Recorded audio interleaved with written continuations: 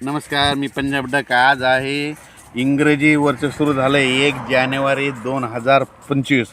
म्हणजे हे इंग्रजी वर्ष सुरू झालं आहे आणि आज 1 जानेवारीपासून मी शेतकऱ्यासाठी अंदाज देणार आहे.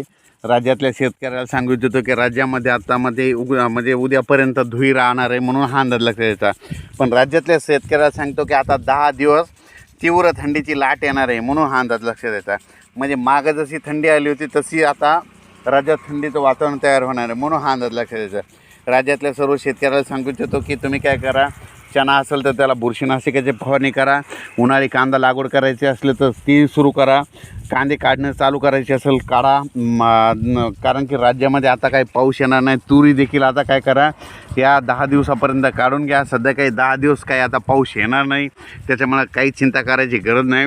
म्हणून तूर देखील काढून घ्या, कारण की शेतकऱ्याच्या तुरी देखील आल्या आहेत, म्हणून हे देखील लक्षात घ्यायचं.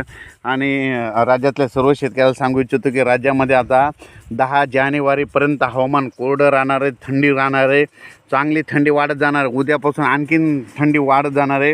मागं जसं म्हटलं होतं तसं होणार आहे, म्हणजे तशी थंडी येणार आहे. आणि परत एक माहिती असं म्हणून सांगतो की कालचं जे धुकं जे पडलं होतं, म्हणजे जसं दिल्ली हिमाचल प्रदेश त्या भागामध्ये कसं धुकं असतं, हरियाणामध्ये जसं धुकं असतं 10 फुटावरला दिसत नाही, त्याच्याहून एक संकेत मिळू लागलेत की तुम्हाला सांगतो भविष्यात देखील, म्हणजे आणखीन भविष्यात देखील आपल्या महाराष्ट्रामध्ये देखील कधी बर्फ पडू शकतो. म्हणजे हे अंदाज म्हणून तुम्हाला सांगलो, कारण की तिकडला अभ्यास केल्याच्यानंतर तिकडं हरियाणामध्ये गेल्याच्यानंतर एक गोष्ट लक्षात आली की आपल्या इकडं सुद्धा भविष्यामध्ये बर्फ इतकी थंडी वाढत जाईल भविष्यामध्ये आणखीन.